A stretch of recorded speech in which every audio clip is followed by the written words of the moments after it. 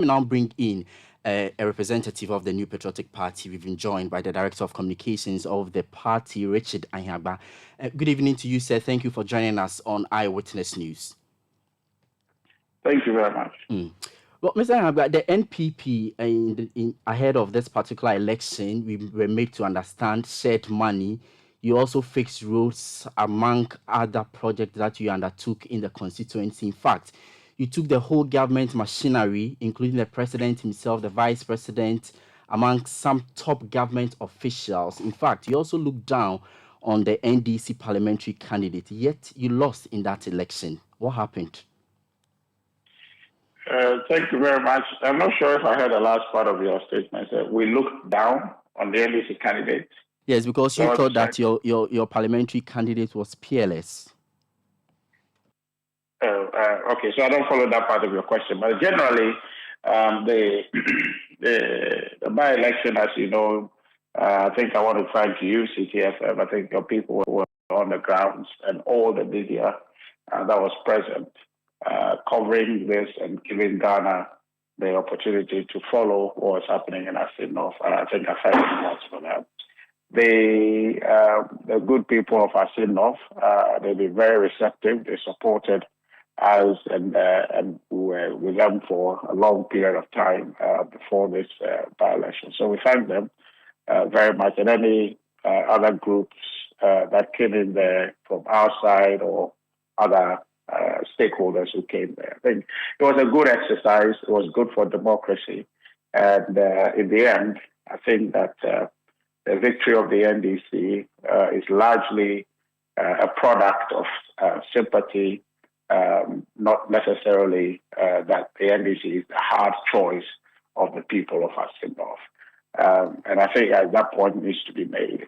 I see, but Mr. Ahiagbah, if you say that the victory of the NDC is actually as a result of sympathy voting, are you not also admitting that it could be as a result of the poor economic management brought on by your own government? Not exactly. So at the point, maybe you'll come to understand later. If I tell you the NDC's message in Assin North, the NDC came to Assin North with a simple message of one, seeking to advance or appeal to sympathy for their candidate. And the message is one, that the New Patriotic Party is persecuting James Equation and not the law that is dealing with him. So those are two different things. There's a false representation of the fact of the matter. And that false narrative created a situation where almost as if it incited the people against the party and government to say that intentionally, somehow, the equation has not done anything wrong, and the government just out of its own desire, or the party out of its own desire, says that remove him. And that we know is false, but that false narrative worked for them. And I don't know the morality of it. We can have the conversation about that later on, because we know, and you know, that it is not true that a New Patriotic Party just set out to remove him from Parliament without cause. There is cause based on his own false representation or declaration when he filed. And so that's the first message. And that message, the goal is to appeal to people's emotions and incite them against government. That why would you want to persecute somebody? And you saw him himself speaking to say he sacrificed himself to protect or to save Assin North, when in fact he is the cause and not the victim. So that message worked for them, even though it's false and should not be encouraged. And there's another false narrative the NDC pushed again, and also the purpose of that is to incite the people against government and the party, which is that the New Patriotic Party is seeking to remove Equation from Parliament to give way for the passage of an LGBTQIA law that will legalize it in Ghana.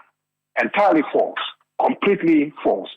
Completely unacceptable message, but that's what the NDC took there. Another false narrative that it pushed, one I could actually just point out to you, to say that, our candidate was a Galamsey candidate, and a lot of falsehoods was what the NDC was writing on. And the motive is essentially to appeal to emotion, make Mr. Jechukweson appear a victim, one that is being chased by a government, and that the tendency of people to align with that kind of message is high. And so that's what really carried the day. And I think that we can have a conversation going forward about the acceptability of that false messaging in our political system. But somehow, that's what the NDC did, and they carried the day. Interesting, but these reasons you assigned to your defeat, are they not far-fetched? Because in the lead up to the elections, you were also putting across messages that the NDC's parliamentary candidate should not be voted for because he's likely to end up in jail, which many have even said is prejudicial to the case in court. And also the kind of activities you undertook and even the allegations of inducements. Where do you find a middle ground? I think you're putting too many questions into one.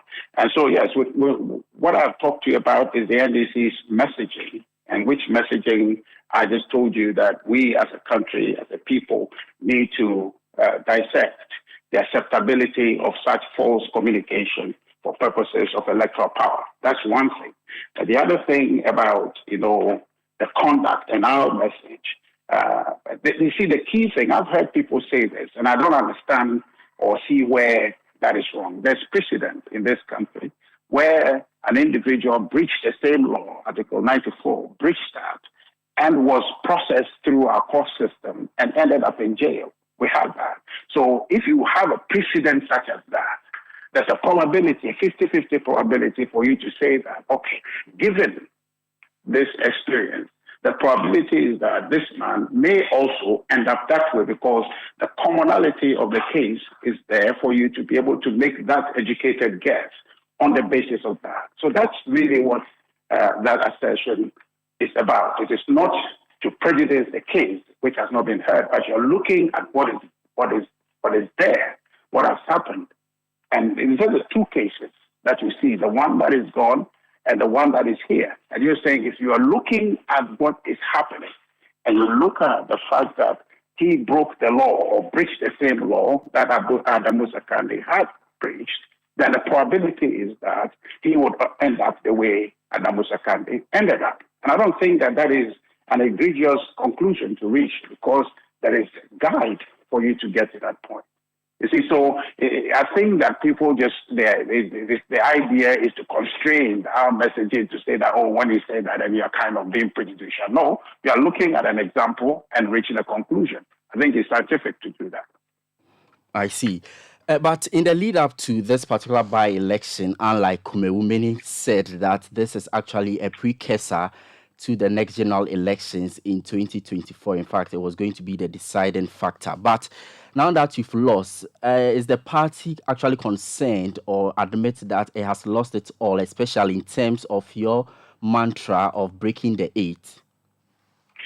Well, people are at liberty to do those analyses, but if you ask my personal opinion and the opinion of a vast majority of people in our party, we remain resolute and very optimistic about our prospects in future elections. What just happened? You saw there was before this in May, there was an election, a by-election in Kumaru, that which we won. It was our seat. We retained it. It was a very uncharacteristic election where turnout, uncharacteristic by-election, the turnout was high. We won with a higher margin than we won in the general elections.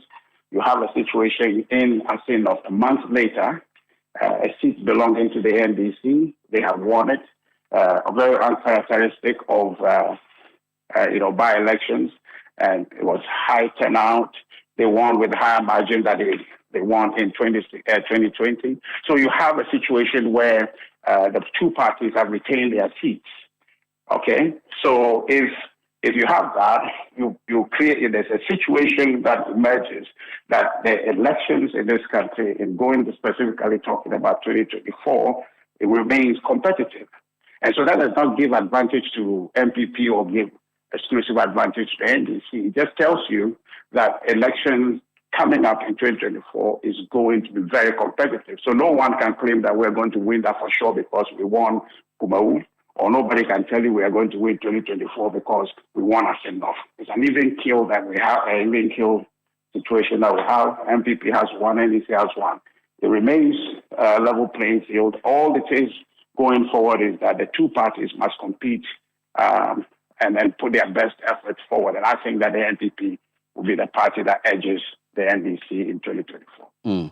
But I've seen the statement by President Akufo-Addo and also the statement from your party. In fact, the president says that the NPP lives to fight another day, and also your party says that this particular victory for the NDC is actually a wake-up call for the NPP. What do these two statements from the president and also your party actually mean going forward for you as a party?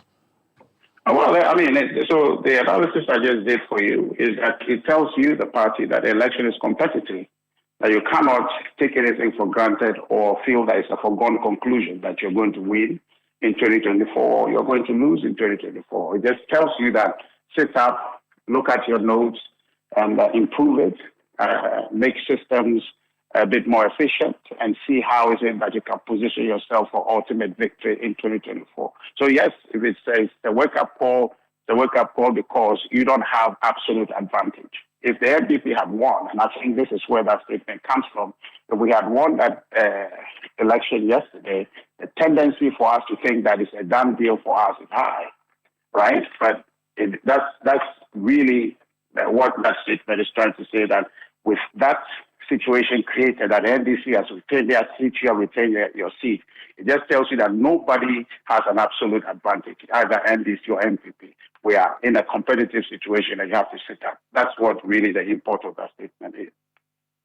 All right, let's leave it here. That's Richard Ahiagbah, Director of Communications for the New Patriotic Party, speaking to us about what the party actually makes of its defeat in the Assin North by election.